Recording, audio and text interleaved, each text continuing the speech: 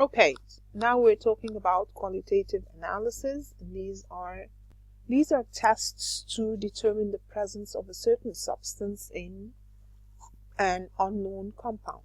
So, for example, if I have a solid like the one in this conical flask, and I want to know if this solid contains carbonate or not, if it is something carbonate.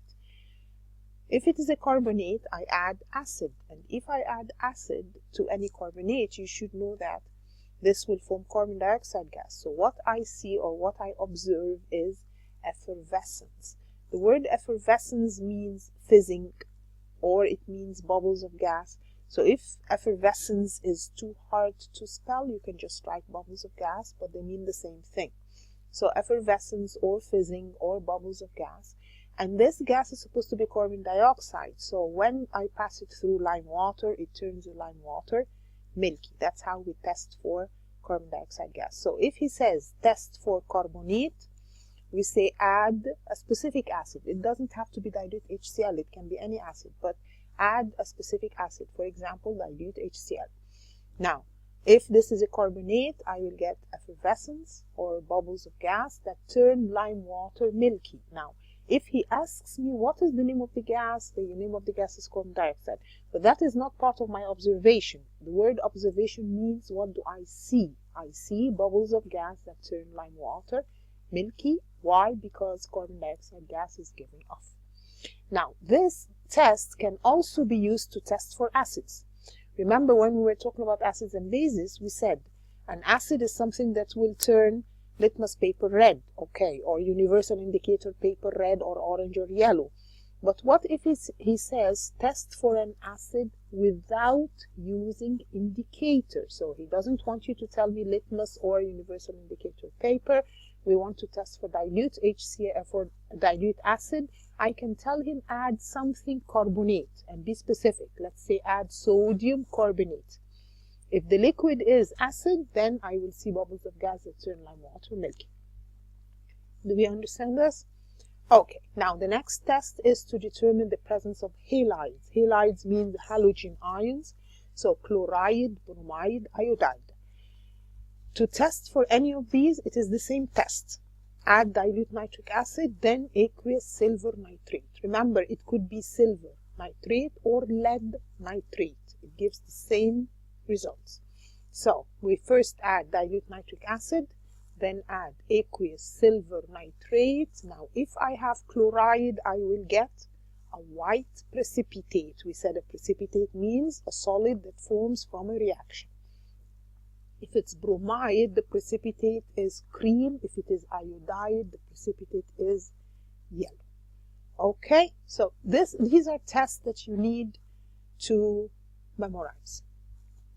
And it's very important because it will be included in every single paper that you take. So you will have questions on this chapter in paper 2, in paper 4, in paper 6. You will always have, and paper 6 will be mostly questions about this. Okay, so remember that if I don't have any of these, so let us say I have a solution that doesn't have chloride, bromide, or iodide. What will happen if I add dilute nitric acid and aqueous silver nitrate? No reaction or no change. Okay? Okay. Test for nitrate. How do we test for it to see if something is something nitrate? I add aqueous sodium hydroxide, then aluminium foil, and warm gently. So remember, the test for nitrate is add sodium hydroxide, aluminium foil, warm gently. Now, if this was a nitrate, it will give bubbles of gas that turn damp red litmus paper to blue. And if he asks me what is the gas, then I'll say the gas is ammonia. Okay, so sodium hydroxide, aluminium foil, and I get bubbles of gas that turn damp red litmus paper to blue, then I have nitrates. Okay, sulfate, add dilute nitric acid, then barium nitrate, or hydrochloric acid and barium chloride. So it is barium something, either barium nitrate or barium chloride. I add it to something that has sulfate, it will give white precipitate. But if I add it to something that doesn't have sulfate, no reaction or no change. Do you understand Can you see what a precipitate means? It means the formation of a solid in the reaction. Okay, test for sulfite. Remember that 8 sulfate is SO4, 2 minus sulfite is SO3, 2 minus. Now, to test for sulfite, I add dilute hydrochloric acid and warm gently. This will give bubbles of a gas. When I pass it through potassium manganate, acidified potassium manganate, the potassium manganate will change from purple to colorless. So the original color of potassium manganate is purple. If I pass through sulfur dioxide gas, it will change to colorless. So the test for sulfite is add dilute hydrochloric acid, warm gently.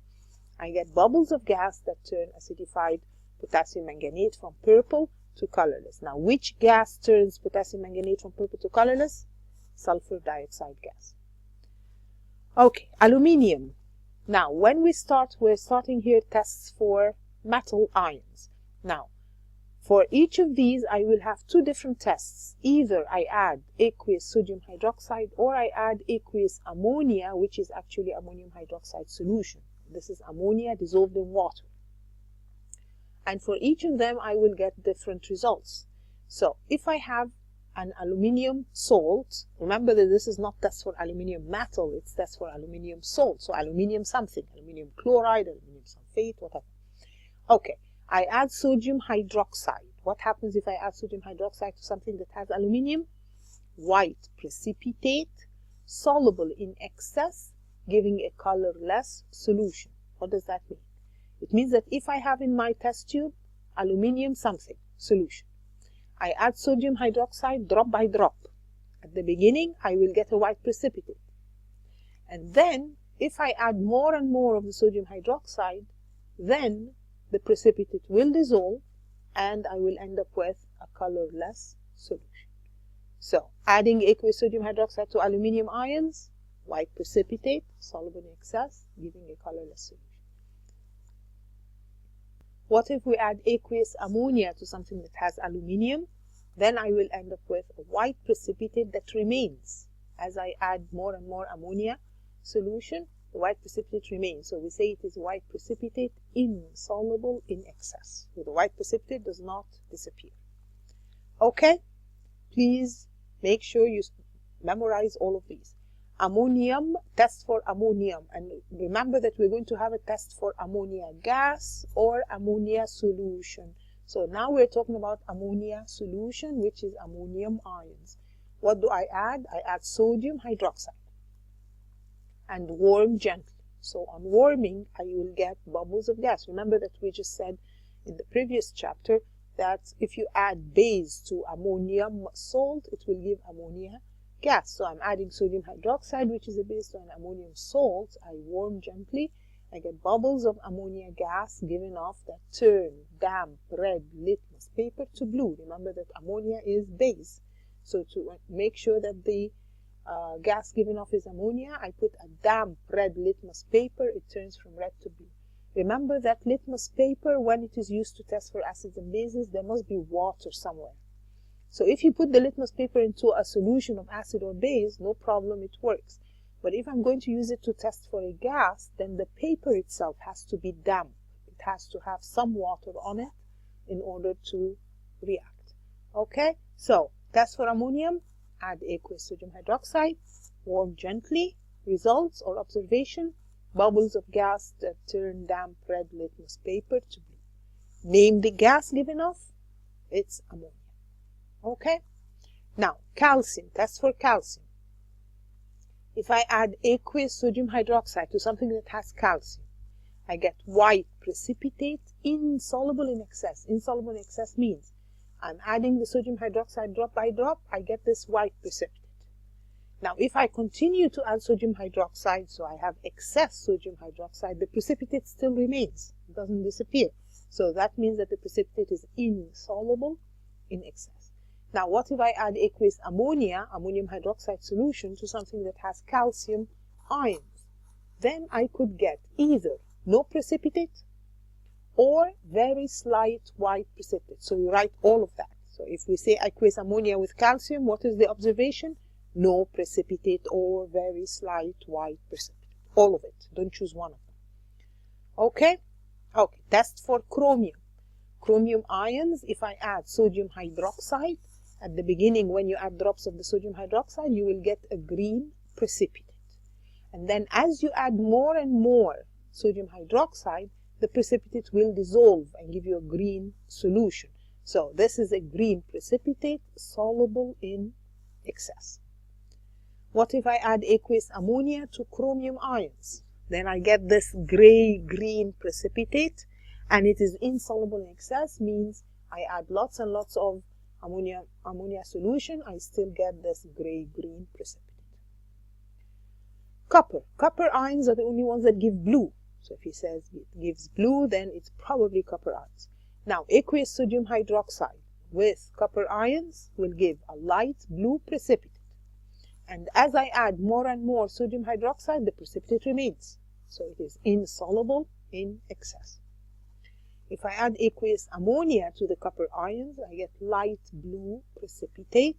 But as I add more and more ammonia, the precipitate will dissolve. So that means that the precipitate is soluble in excess, and I end up with a dark blue solution. So if I add aqueous ammonia to copper, what is the observation? Light blue precipitate, soluble in excess, giving a dark blue solution. Okay? Iron 2. Now, with iron 2, you get the results, the same results whether you're adding sodium hydroxide or ammonia. If I have iron 2, whether you add sodium hydroxide or aqueous ammonia, I get green precipitate insoluble in excess, so the green precipitate remains. For iron 3, whether I'm adding sodium hydroxide or aqueous ammonia, I'll get the same result, red-brown precipitate insoluble in excess. With zinc ions, with both of them, any of them, we get white precipitate soluble in excess, giving a colorless solution. So that means you add either sodium hydroxide or aqueous ammonia in drops, you get a white precipitate. You add more and more of it, the precipitate dissolves, and it gives a colorless solution. Okay, let's try something. The results of 2 tests on an aqueous solution of X are shown. So he says he added aqueous sodium hydroxide and he got a green precipitate. Now, which one gives a green precipitate with sodium hydroxide? Is it copper 2 or iron 2? If you remember, it was iron 2 that gives green precipitate. What if I add acidified aqueous silver nitrate? Now, silver nitrate was a test for what? Chloride, bromide, iodide. But what if I get a yellow precipitate? I have which one? I have iodide. Iodide is the only one that gives a yellow precipitate, so that means that my solution of X was iron 2 iodide. Okay? Do you understand how to think about this? Okay, let's take a look at this. Which statement about aqueous sodium hydroxide is correct? When it is added to a solution containing sulfate ions, a white precipitate is formed. What was the test for sulfate? Well, we add what? We add barium something, right? We add acidified barium nitrate, nitric acid with barium nitrate, and that is when I get a white precipitate. But I don't add sodium hydroxide to sulfate and get a white precipitate. Okay? The next one says, when it is added to a solution of copper 2, a blue precipitate is formed, which dissolves in excess to give a deep blue solution. Well, we did say that copper 2 gives blue, but it dissolves to give deep blue solution with which one? With sodium hydroxide? No, with aqueous ammonia. So this is not the result with sodium hydroxide, this is the result with aqueous ammonia. Okay. When it is added to a solution of iron 2, a green precipitate is formed which does not dissolve in excess. Is that right? Yes, actually. If I add sodium hydroxide to iron 2, that's when I get a precipitate insoluble in excess. So actually C is the correct answer. Now, when it's added to ammonium, a gas is produced which turns blue litmus to red. Well, if I add sodium hydroxide to ammonium, I will get ammonia gas, but ammonia gas turns litmus from what to what? From red to blue. So that statement is not correct. Okay, A substance is heated with aluminium foil in aqueous sodium hydroxide. A gas is produced. Red litmus paper turns to blue. Now, I'm going to try and remind myself again, which test is this where I use sodium hydroxide and aluminium foil? That was test for what? Test for nitrate. Okay. Okay. 3 chemicals PQR are each dissolved in water. The table shows some of the reactions of these solutions. The pH of the 3 solutions was measured. What are the correct pH values of these solutions? So this is a question that we saw in the explanation. We said if I put P on sodium carbonate, that will give off a gas. Now, that means that P is what? What was the test for carbonate? Test for carbonate was I add acid and it gives off carbon dioxide gas. So P must be an acid. And we said acid means pH 2 or pH 7 or pH 13? pH 2. So my answer is either A or B. Then Q, if you add it to carbonate, no reaction. But if you add it to ammonium, you get a gas. And we said, what do we add to ammonium salts to get ammonia? That has to be a base. So base has pH 7 or 13? 13. So B must be my correct answer. And we said R does not react with carbonate, does not react with ammonium. That means it is neither an acid nor a base. So it must be something neutral with a pH 7. Okay, this is the other kind of questions that you will get in paper 6. So solid Q was zinc bromide. So he's giving me the identity of Q. The solution was divided into 3 equal portions, and he's saying complete the observations. Okay, let's take a look at the first question. He has what? Again, let's keep in mind, he has zinc bromide. So he's adding drops of aqueous sodium hydroxide were added to the first portion of the solution until a change was seen. Now, if I add drops of sodium hydroxide to something that contains zinc bromide, is this a test for zinc or is it a test for bromide? Sodium hydroxide is a test for the metal ion. So it's zinc, so I'm trying to test with zinc. Okay, what happens if I put sodium hydroxide on zinc ions? You should remember that if I'm adding it drop by drop, I get a white precipitate. And then if I add excess, what happens to the precipitate? The precipitate dissolves to form a colorless solution.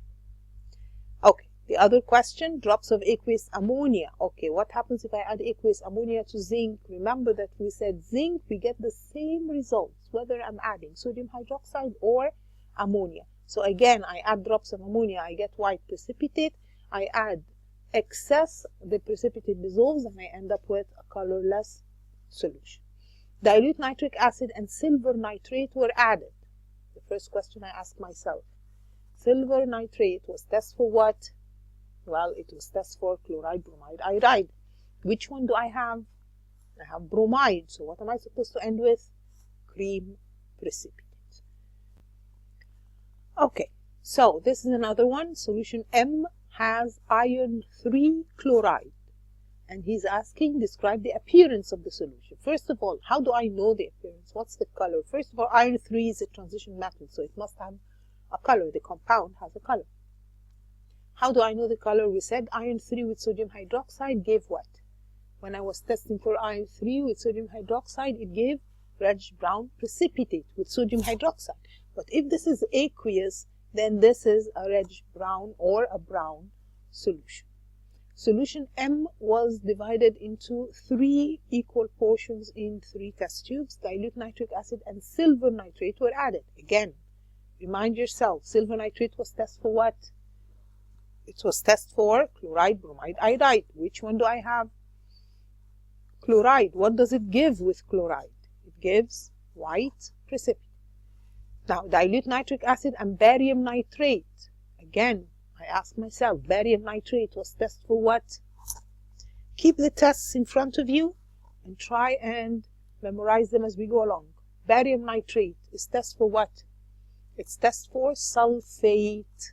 If I have sulfate, I'm supposed to get a white precipitate. Do I have sulfate? No, he said it's iron 3 chloride. I don't have sulfate. So if I put barium nitrate, I don't get anything because I don't have any sulfate. Okay. Drops of aqueous sodium hydroxide were added to the third portion until a change was seen. Okay, if I add now sodium hydroxide to something that has iron 3, what do I get? What was the test for iron 3? I get a brown precipitate, or we called it a red-brown precipitate. An excess of aqueous sodium hydroxide was then added. If I keep on adding the sodium hydroxide, what happens to the brown precipitate? It remains. So the precipitate is insoluble in excess, or the precipitate remains. Okay, let's go back to tests for gases. We've talked about tests for ammonia. We said ammonia is a basic gas, so if I insert damp red litmus paper, it should turn to blue. Okay, so that is the test for ammonia gas. Insert damp red litmus paper, it turns blue. Okay, carbon dioxide gas. What was the test for carbon dioxide gas? Bubble the gas through lime water. Lime water turns milky. Now let's talk about why lime water turns milky. You should realize, and we're going to emphasize that in a coming chapter, that lime water is actually calcium hydroxide solution. So what we call lime water, it has nothing to do with lime or lemon or whatever. It's called lime water. It is made up of calcium hydroxide solution. Now, if I pass carbon dioxide gas through calcium hydroxide solution, it forms calcium carbonate. And you should know that calcium carbonate is something that doesn't dissolve in water. So it forms a white precipitate, and that is why the solution turns milky. Okay? So, carbon dioxide gas, bubble the gas through lime water, it turns milky. Okay, chlorine gas. Now, chlorine gas is an acidic gas, but it remember that the only gas that we talk about that is basic or alkaline is ammonia. Chlorine is acidic, carbon dioxide is acidic, hydrogen and oxygen are neutral. They don't affect litmus paper. So chlorine, the test for chlorine is actually insert damp blue litmus paper. It bleaches. So chlorine bleaches the litmus paper. Bleaches means it turns it white. It doesn't turn it blue or red, it turns it white. So we say it bleaches the litmus paper. Now we have tests for hydrogen gas and tests for oxygen gas. One uses a lighted splint and the other uses a glowing splint, and you have to remember which is which. Now to test for hydrogen, I use a lighted splint. That means I just light up my match, put it into the hydrogen gas, the match goes off with pop, so it pops. Oxygen gas, I insert a glowing splint. A glowing splint means I light up the match and then I just blow into it very slowly so that the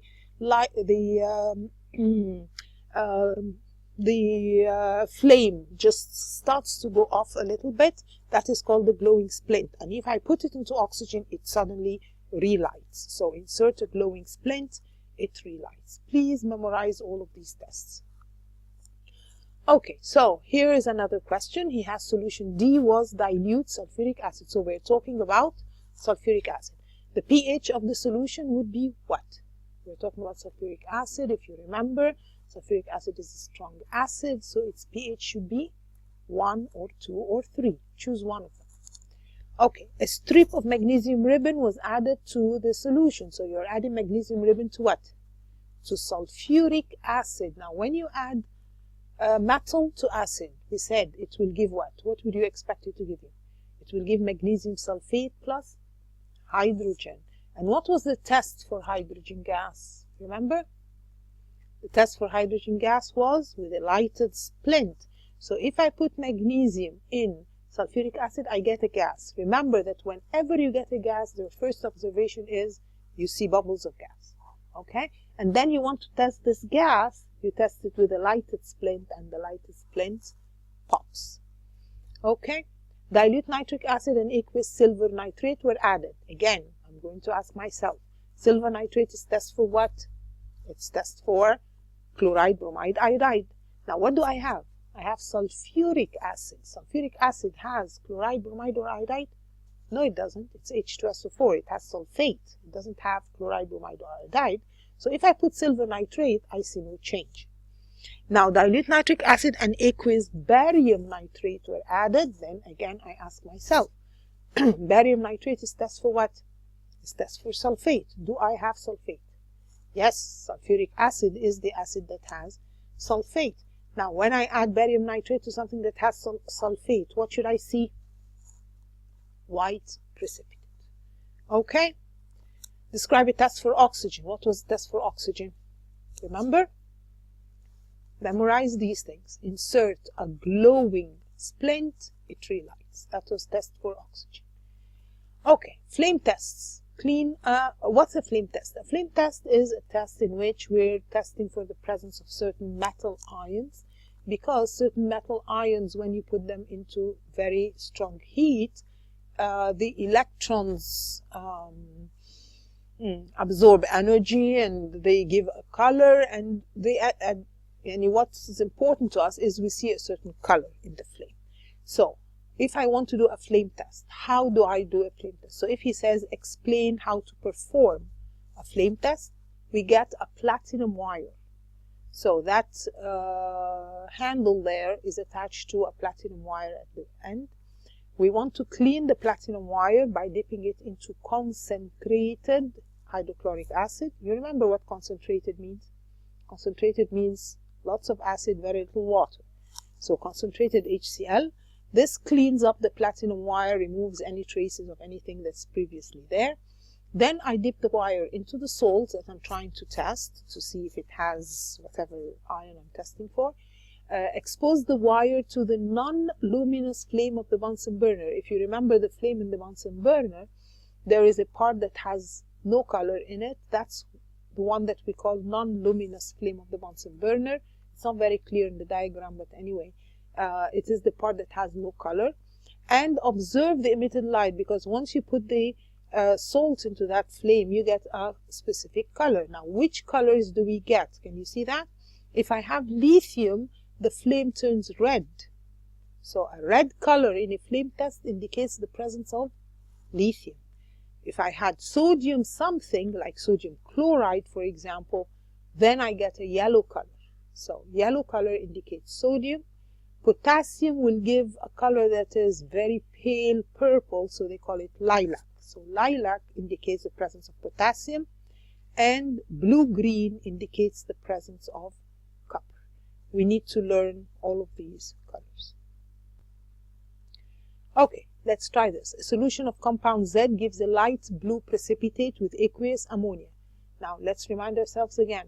What gives light blue precipitate with aqueous ammonia? That must be copper, right? Copper ions are the ones that give light blue precipitate when I add aqueous ammonia. Okay, the precipitate dissolves in an excess of ammonia, so that is copper ion. Now, he does a flame test on compound Z, which we already decided has copper ion. So what is the color of the flame that he should get? Do you remember the color of the flame for copper? Let's go back for a minute and take a look. Copper gives what color? Blue-green. Okay, so my answer is the blue-green color. Which one gives lilac? Do you remember? Lilac was which one? You should remember that lilac is potassium, and red was lithium, and yellow was sodium. Memorize these colors. Okay, this is another form of these kinds of reactions where he puts it in a table, and he says a flame test was carried out on solid R, and he got a yellow color. Now again, remind me, which one gives yellow color in a flame test? Sodium. So that means that R is something that contains sodium something. Do we understand that? Okay. Solid R was dissolved in distilled water. The solution was divided into 2 equal portions in 2 test tubes, and he added dilute nitric acid and barium nitrate to the first portion. Now again, we ask ourselves, barium nitrate is test for what? Barium nitrate is test for sulfate. He says there is no change. What does that tell you? That this substance doesn't have any sulfate, right? Okay. He added dilute nitric acid and silver nitrate to the second portion, and he got a yellow precipitate. Silver nitrate was test for what? Silver nitrate was test for chloride, bromide, iodide. Which one gives yellow? The iodide. So now we found that the flame test gave yellow, so that means I have sodium. The silver nitrate test gave yellow precipitate, that means I have iodide. The fact that I put barium nitrate and no change means I have no sulfate, and that means that my solution is sodium iodide. Okay? When he says identify, it means write the name. Okay, give a test to show that potassium nitrate solution contains potassium ions. What was the test for potassium ions that we have? The only test that we have for potassium ions was a flame test, and we said with potassium it gives a lilac flame. Give a test to show that solid A contains calcium ions. So what was the test that we have for calcium ions? Well, the test that we have for calcium ions was add sodium hydroxide. What happened when we add sodium hydroxide to calcium ions? Do you remember? It gives a white precipitate, insoluble in excess. Okay? Okay. Other tests that we have. We can have tests for water, and we now have two tests. Actually, we have three tests for water. We have two chemical tests and we have one physical test. So if he says, what is the test for water in general, or what is the chemical test for water, then you need to say add anhydrous copper sulfate or add anhydrous cobalt chloride. Now, if you choose the test with copper sulfate, then the copper sulfate will turn from white to blue. If you choose the anhydrous cobalt chloride, then the cobalt chloride will change from blue to pink. This is called the chemical test, or to test that a liquid is water. But this test does not tell me whether this water is pure or not. So if I want to test for pure water, or we say the physical test for water, we heat the liquid to boiling. It should boil at 100 degrees centigrade. Okay. Test for alkenes. Alkenes are a certain group of organic compounds, which we will talk about when we talk about organic chemistry. But for now, all you need to know that is an alkene is something that has a double bond between two carbons. It has compounds, it's a group of compounds in which all their names will end with "ene." So there is ethene, propene, butene, pentene, anything that ends with "ene" is an alkene. And if I want to test for that, I add bromine water. Bromine water is originally reddish brown, or we call it orange sometimes. Now, if I add bromine water to something that has an alkene, pentene, hexene, ethene, whatever, the bromine water will turn from reddish brown to colorless. Okay? Now, ethanol. Ethanol is an organic flammable liquid. So if we want to test for the presence of ethanol, we put a lighted splint near the liquid catches fire. If he's asking for the smell of ethanol, well, we call it the antiseptic smell, which is the smell of things that are used to clean up wounds. So it has what we call an antiseptic smell. Okay? Ethanoic acid. Ethanoic acid is an organic acid. It's a colorless liquid. And ethanoic acid is actually the chemical name for vinegar. So when we say ethanoic acid, we actually mean vinegar. So the smell would be smell of vinegar. Okay, the last thing that you need to know are the colors. And these are things, some of them we've mentioned before and some of them we're still going to mention, and you have to know these colors. So we talked, when we were talking about group 7, we said fluorine, chlorine, bromine, iodine. What were the colors and states of this? We said fluorine has a yellow gas, chlorine has a green gas, bromine is a reddish brown liquid, iodine is a gray solid. And then copper. We said copper metal is a metal that's not silvery like other metals. We said most metals are silvery, gray in color, but copper metal is reddish brown. Most of the compounds of copper are blue, so copper sulfate is blue, copper hydroxide is blue, copper carbonate is green, and copper oxide is a black solid, and you have to know that. Now, magnesium oxide we will talk about when we're talking about metals, but for now know that magnesium oxide is a white solid, or we call it a white ash. Nitrogen dioxide gas is a gas that has a color. So it's, I think, the only gas that we are talking about in the syllabus that has a color. Nitrogen dioxide gas is a reddish brown gas or reddish brown fuse. Carbon solid is black, of course, and manganese dioxide is also black. So we actually have 3 black solids in our syllabus: copper oxide, carbon, and manganese dioxide. Copper oxide would be formed from something that already has copper. So if he says I have copper, whatever, copper carbonate, for example, and I heated it and I got a black solid, what do you think is the black solid? well, if I start with something that has copper, then the black solid that resolves must be copper oxide. But if I start with an organic compound, and when we do organic chemistry, we'll know that organic compounds are compounds of carbon.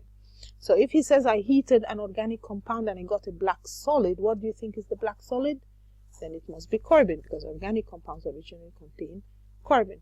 Now, manganese dioxide is a black solid that we use as a catalyst in a specific reaction, which is a reaction of hydrogen peroxide. So it acts as a catalyst when we add it to hydrogen peroxide to break down the hydrogen peroxide to form oxygen gas. But anyway, keep all of this in mind for the next few chapters. So that's the end of the chapter. Please, you need to memorize all the information in this chapter. It's actually only 3 or 4 pages in your PDF notes, but please memorize them. Use the video to help you to memorize them, whatever, but you need to memorize them. And then try doing the questions, and we'll see how you can do the questions. Okay? So, see you in the next video.